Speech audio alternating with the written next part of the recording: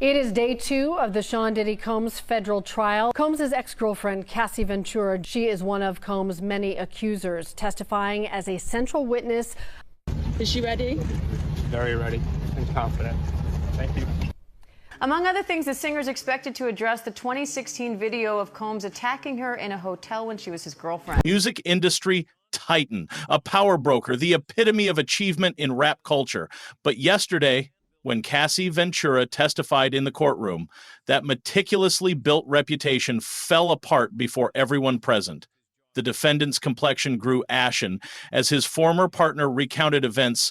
The individual who had previously commanded a business dynasty was unable to manage his own responses as Cassie disclosed all details, absolutely all details, regarding what purportedly occurred in private settings. For decades, Sean Diddy Combs commanded respect and wielded unprecedented influence throughout the music industry. The architect of Bad Boy Records transformed unknown artists into global superstars while building a multimedia empire that extended far beyond music into fashion, spirits, and entertainment. His carefully cultivated image portrayed him as the quintessential business mogul, a visionary who understood how to monetize hip-hop culture and turn artistic talent into generational wealth. Magazine covers celebrated his entrepreneurial acumen, red carpet appearances showcased his polished sophistication, and industry peers looked to him as a model of success. Yet beneath this meticulously crafted public persona, according to explosive testimony now emerging in court, lay a dramatically different reality that would shock even his most cynical critics. The contrast between Combs' public image and the allegations surfacing in his current legal proceedings has created one of the most startling courtroom dramas in recent memory. When Cassie Ventura, his former girlfriend and recording artist, took the witness stand, she painted a portrait of a man whose private behavior bore no resemblance to his polished public facade. The testimony revealed alleged patterns of control, manipulation, and abuse that prosecutors claim were systematically hidden behind layers of wealth, influence, and carefully managed publicity. Combs arrived at the courthouse for the second day of proceedings looking every inch the billionaire executive the world had come to know. Surrounded by an expensive legal team and projecting his trademark confidence, he appeared ready to face whatever challenges the day might bring. Court observers noted his composed demeanor as he entered the courtroom, nodding to familiar faces and even managing occasional smiles that suggested he remained in control of the situation. This confidence, however, would prove to be short-lived as Ventura's testimony began to unfold with devastating precision. Within 30 minutes of Ventura taking the stand, witnesses described a dramatic transformation in Combs' behavior. The swagger that had defined his public persona for decades seemed to evaporate as his former girlfriend began recounting specific incidents from their relationship. His legal team found themselves repeatedly jumping to their feet with objections, their urgency suggesting a desperation to halt the flow of damaging testimony. The man who had spent his career controlling narratives and managing public perception suddenly found himself powerless to stop a story he couldn't edit or produce. As Ventura continued her testimony, court observers noted how Combs appeared unable to remain still. The composed executive facade gave way to visible agitation as he fidgeted with his tie, adjusted his cufflinks, and shifted uncomfortably in his chair. Multiple witnesses described seeing him frantically scribbling notes and passing them to his attorneys with such frequency that one lawyer had to gesture for him to slow down. The image of the typically controlled mogul reduced to desperate note passing created a striking visual that underscored the gravity of the situation. Ventura's testimony began with what seemed like a familiar entertainment industry story. She described meeting Combs when she was 19 years old, an aspiring model hoping to break into the music business. He was already an established industry titan with vast wealth and connections that could make or break careers. The power imbalance was immediately apparent, and according to Ventura's account, Combs understood exactly how to exploit this dynamic to his advantage. She testified about signing a 10-album deal with Bad Boy Entertainment, describing herself as young, naive, and enamored with someone she believed would help advance her career while genuinely caring about her well-being. The early stages of her testimony revealed allegedly controlling behavior that gradually escalated over time. Ventura claimed that Combs demanded constant knowledge of her whereabouts, would appear unexpectedly when she was socializing with friends, and used his influence over her music career as leverage to ensure compliance with his demands. She testified that he would threaten to shelve her recordings or sabotage potential collaborations if she failed to meet his expectations, creating a professional dependency that made resistance increasingly difficult. The most disturbing allegations centered on what Ventura described as systematic surveillance and isolation. She testified that Combs had tracking software installed on her phone, allowing him to monitor her location constantly and call within minutes of her arrival anywhere. According to her account, he methodically separated her from friends and potential allies who might encourage her to leave the relationship, gradually eliminating her support system until he became her primary connection to the outside world. Throughout this portion of the testimony, Combs struggled to maintain his composure. Court reporters noted that he repeatedly shook his head, whispered urgently to his attorneys, and made facial expressions that were clearly visible to the jury. The judge was forced to call for order multiple times as Combs' behavior became increasingly disruptive, warning him that continued outbursts could result in his removal from the courtroom. At one point, his agitation became so pronounced that he slammed his hand down on the defense table with enough force to echo throughout the courtroom, prompting an immediate warning from the judge about potential removal from his own trial. The testimony took an even more serious turn when Ventura began describing alleged physical violence. She detailed incidents where she claimed Combs would bash my head, knock me over, drag me, kick me, stomp me in the head when I was down. The courtroom fell silent as she described these alleged assaults, with several jurors showing visible emotional reactions to the graphic testimony.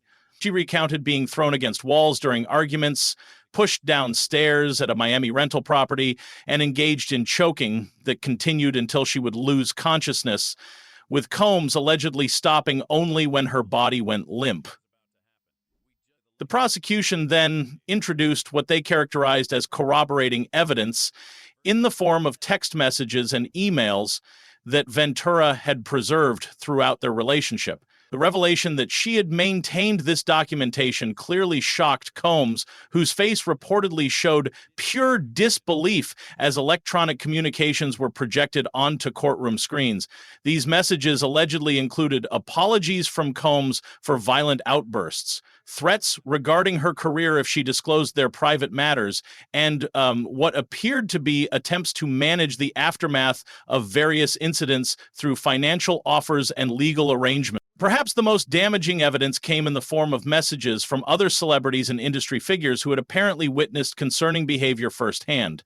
The prosecution revealed texts from major recording artists, producers, and other entertainment figures who had reached out to Ventura after witnessing incidents at parties, studios, and industry events. These communications directly contradicted Combs' public assertions that no one had ever witnessed inappropriate behavior and that Ventura's allegations were fabricated. One particularly damaging series of messages showed a longtime producer who had worked with Combs for decades expressing his inability to continue witnessing the alleged abuse and urging Ventura to seek safety. The producer had texted, "I can't be around this anymore. I told him to get help. Call me when you're safe." Another revealed a major recording artist offering Ventura shelter after witnessing what they described as unacceptable behavior at a Grammy afterparty, writing, "You okay? What I saw tonight wasn't right. You can stay at my place if you need to." A female pop star had written, "I've known him for 15 years, and I've never seen him act like that with anyone else. This isn't normal. Please call me."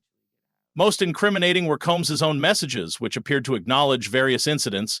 Screenshots showed texts where he seemingly admitted fault, I'm sorry about last night. You know how I get when I drink. It won't happen again. Another message read, whatever you need to make this right, just name it. New car, new apartment, whatever you want. A third series revealed what appeared to be attempts to secure silence through financial incentives. My lawyer can draw up the paperwork tomorrow. $2 million. Clean break. You don't talk about anything from the past 5 years. The courtroom atmosphere grew increasingly tense as Ventura's testimony shifted to what she described as the most traumatic incident in their relationship. She recounted an evening at the Four Seasons Hotel that began as an industry after-party, but allegedly escalated into a violent confrontation when Combs became enraged after seeing her speaking with another music executive. According to her testimony, he physically dragged her through the hotel lobby while she cried and attempted to break free, creating enough of a disturbance that hotel security approached them. Ventura's account of the hotel incident included disturbing details about the security response that highlighted the alleged power dynamics at play. She testified that while the security guard witnessed her distress and tears, he immediately backed down upon recognizing Combs, asking only if everything was acceptable without ever inquiring about her well-being. He didn't even ask me if I was okay, Ventura testified, her voice barely above a whisper as she described feeling completely helpless in that moment. The prosecution then presented photographic evidence that Ventura had taken of herself the morning after the hotel incident. These images, captured on her phone in a bathroom mirror, showed visible bruising on her arms, a split lip, and marks around her neck. The shaky, amateur quality of the photographs somehow made them more compelling than professional documentation might have been, conveying the fear and desperation that allegedly motivated their creation. Ventura explained that she took these photos because she feared no one would believe her word against someone as powerful as Combs. Combs' legal team fought vigorously to prevent these photographs from being shown to the jury, arguing that they lacked proper authentication and should have been submitted during discovery. When the judge overruled their objections and allowed the images to be displayed, the jury's reaction was immediate and visceral. One female juror physically covered her mouth in shock. Two male jurors couldn't even look at the images and turned their heads away, while a juror in the back row was seen writing frantically in her notebook, her hand visibly shaking. The hotel incident testimony continued, with Ventura describing how Combs allegedly threw a champagne bottle at her head, missing by inches and shattering against the wall. She testified that he destroyed the hotel room in a rage, breaking lamps, flipping tables, and punching a hole in the bathroom door. Most disturbing of all, she claimed he prevented her from leaving the room for over 48 hours, taking her phone and threatening severe consequences if she attempted to call for help. I thought I was going to die that night, she said, her voice barely audible as the courtroom leaned forward to catch every word. The testimony reached its climactic moment when Ventura revealed the existence of audio recordings that allegedly captured Combs making threats against her and her family members. These recordings had been completely unknown to the defense team, representing evidence that could potentially devastate their case. The prosecution's decision to play these recordings in court represented a strategic gamble that paid off dramatically when Combs completely lost his composure upon hearing his own voice making the alleged threats. According to multiple witnesses, Combs shot up from his chair and shouted directly at Ventura, "You know that's not how it happened." His outburst occurred while the recording was still playing, creating a chaotic scene that required immediate intervention from his legal team. It took 3 members of his defense team to physically restrain him as he continued attempting to speak over the audio evidence being presented to the court. The judge immediately called for a recess, but the damage to Combs's carefully maintained image was irreversible. The scene that followed highlighted just how far Combs had fallen from his typical controlled demeanor. The jury, reporters, and court officials had all witnessed the complete breakdown of a man who had built his reputation on never losing control under pressure.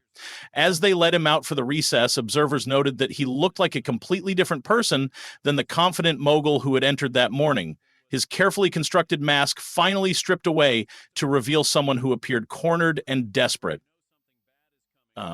Throughout Ventura's testimony, which lasted multiple days due to her advanced pregnancy, court observers noted her demeanor as soft-spoken but determined. She described the psychological manipulation that accompanied the alleged physical abuse, explaining how she had been led to believe that participating in activities she found degrading was necessary to maintain Combs' affection and support for her career. When asked if she ever enjoyed these activities, she broke down emotionally, explaining that her only pleasure came from spending time with someone she genuinely loved, not from the activities themselves. The prosecution used Ventura's testimony to illustrate their broader case about what they characterized as a criminal enterprise designed to facilitate Combs' alleged criminal behavior. She was able to identify 7 key individuals in Combs' organization, including his former chief of staff, security personnel, drivers, and financial managers, demonstrating her intimate knowledge of his business operations and supporting the prosecution's racketeering charges. As the day's proceedings concluded, the transformation in both the courtroom atmosphere and Combs himself was complete. The confident mogul who had entered the courtroom that morning left looking defeated and isolated. Many members of his entourage, who had arrived as a show of support, quietly departed as the evidence, leaving him sitting with only his legal representatives. The carefully constructed image of the untouchable industry titan had crumbled in real time, replaced by the picture of a man whose alleged private behavior bore no resemblance to his public persona. The implications of Ventura's testimony extend far beyond the immediate legal proceedings. The evidence presented suggests a pattern of alleged abuse that was witnessed by numerous industry figures, raising questions about the entertainment industry's culture of silence around powerful individuals. The testimony revealed not just alleged personal misconduct, but potentially systemic issues within an industry that appeared to prioritize protecting influential figures over addressing harmful behavior. The case represents a dramatic fall from grace for someone who had seemed virtually untouchable just months earlier. Combs' transformation from respected mogul to defendant struggling to maintain his composure illustrates how quickly carefully constructed reputations can crumble when confronted with persistent accusations and detailed corroborating evidence. The contrast between his polished public image and the allegations presented in court has created a narrative that may prove impossible to overcome, regardless of the legal proceedings' ultimate outcome.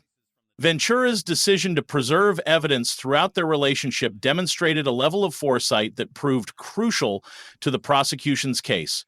Her testimony painted a picture of someone who understood the power dynamics at play and took steps to protect herself by documenting alleged incidents even while they were occurring. This strategic thinking ultimately provided the foundation for a case that has fundamentally altered public perception of one of the music industry's most prominent figures. The courtroom drama surrounding these proceedings has exposed the fragility of reputation in an era where digital evidence can preserve moments that powerful individuals might prefer to forget. Combs' alleged attempts to control the narrative throughout his career proved futile when confronted with documented evidence and witness testimony that contradicted his carefully managed public image. The case serves as a reminder that even the most powerful individuals cannot indefinitely control stories that others are determined to tell, and that the carefully constructed facades of public figures can crumble when confronted with persistent truth-telling and documented evidence of alleged wrongdoing.